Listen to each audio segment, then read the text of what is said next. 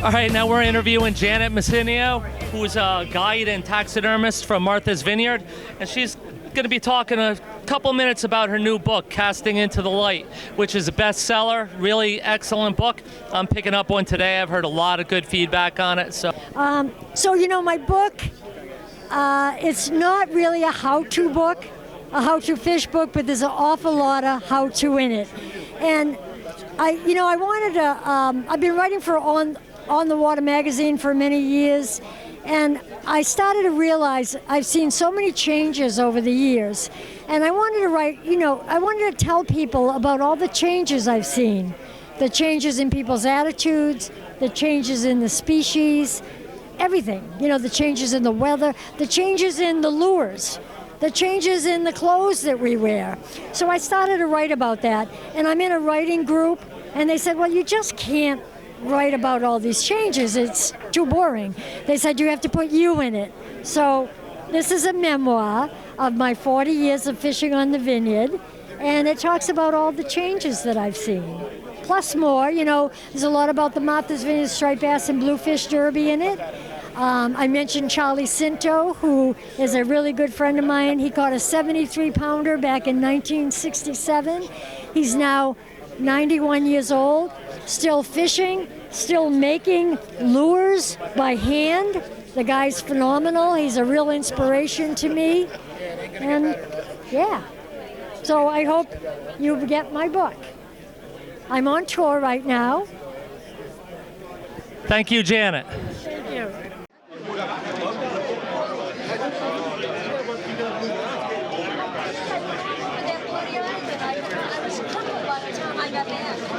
Yes, I want you to, please. Did you guys have a golf cart? We finally did the last day, but by then I was crippled. Yeah, right on just on the other side. It's like 11 o'clock. I don't know if you ever go there. All right, so now we're interviewing great plug maker Billy D. Here you go, Billy.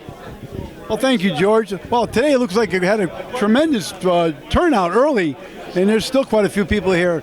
There's many different plug builders here, and I'll tell you what, there's a lot of people with their heads down checking out the tables. And our side over here, we did pretty well, and I think this Surfcasters, we had a few people ask about the memberships too. So I think we had a couple signups as of now. And I just hope everybody's having a great time. And again, we appreciate everybody who helped us organize this. It only weighs 0.9 of an ounce, but it catches real good. Everything on this table, every single batch of lures I make, I test at least one out of that batch. I know they swim. I do want them to look pretty, but really function is the most important thing to me. I've got 3 or 4 designs that I'm really proud of. I came up with them. I know they work. I catch all sorts of fish with them, and I'm getting good feedback from the people. You bought one, they worked for you. The mini darter, this one started out as a mag darter imitation, but what I found out was it holds better.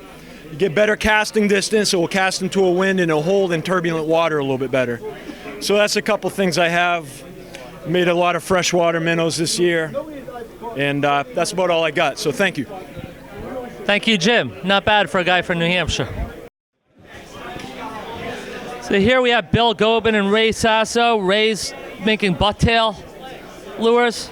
You can see him tying up a bucktail right now. Ray, you want to tell us a little bit about what you're doing? Pretty nice vise you got there, too. Yeah, it's a cheapy vise with a vise grip on it, so you can tie salt water without an issue. And mold my own, but just fun tying them up and giving them out generally. Just out of necessity. Thank you, Ray. Now we'll get a few words from Billy about his flies. You can see a lot of interesting ones right here. Looks like a Mike Harrington eel fly from back in the early 90s. Mike came up with that. Few, what's that, synthetic fiber there, or is that yak hair, or? Have some synthetic fiber flies there. Bunny flies, a perpetual killer. All right, here we have Mike Mullen from High Hook Lures. He has a unique needlefish product that's very much in demand and known for catching big stripers. Mike himself has caught quite a few big stripers on these too, but I'll let him talk to you about his product since he knows it best. Here you go, Mike. Well, I have quite a range of plugs here. I'm known more for big stuff. Biggie being my first big plug. It's 15 inches long, 2-piece. It does very well with big fish. Since I did a 1-piece version of it. It's called a B2. It's got 2 big 5/0 hooks on it, and that goes very well. This is a heavier plug, and it throws very well. My most popular plug is Dinner Catcher. Dinner Catcher is 11 inches long, throws like a rocket, comes in just below the surface, and if you pause it, it will sink and catches big fish. This year, I got a high hook for Connecticut Surfcasters, a 49-inch bass on Dinner Catcher. And we have others. We have sinkers, we have floaters, and we have little mini guys. Our mini is like 7 inches long, so that's a little guy for us. But anyway, it's all needlefish, and they work. Okay, good luck. Thank you, Mike. Here's Manny Gomez from the Sound School. So how's your day going today, Manny? Pretty well. How's yours? Excellent. I'm going to put you on the spot and ask you a few more questions. What do you like best about the Sound School, Manny? I like being able to work with animals and fish alike. And the teachers are pretty cool there, too. They give us chances that we wouldn't have in other schools. That's all. Excellent. What are some of the things, give me 3 or 4 things that make the Sound School unique? Things that you'd find at the Sound School that you wouldn't see at any other school? There's first and foremost the fish lab, where we get to work with all the fish. We get to measure fish, have our own projects. Then Kim Workinger has the animals, which kids get to work with those as well. We have our after-school programs, which we need to graduate, like fishing, aquarium maintenance. There's aqua biology, kayak fishing team, which has limited slots, unlike most of the other classes. And diving club too, where everybody gets certified for their diving license within a year or so. Let me think. I don't really. And always that perpetual favorite, the cafeteria food. Oh, it's so amazing. But we did get chocolate milk this year, which is actually pretty good. Excellent. Thank you, Manny. All right, here we got Charlie Gargano running the food table here, perennially. Is our expert chef and food salesman here. Charlie said he needs a little more practice doing interviews.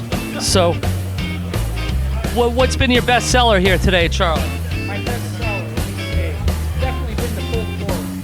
Who made the pulled pork? Rick who? Rick Seifert? Yeah, I've been hearing a lot of good feedback on that pork. Excellent job. All right, so we're gonna mosey on over and interview some new people.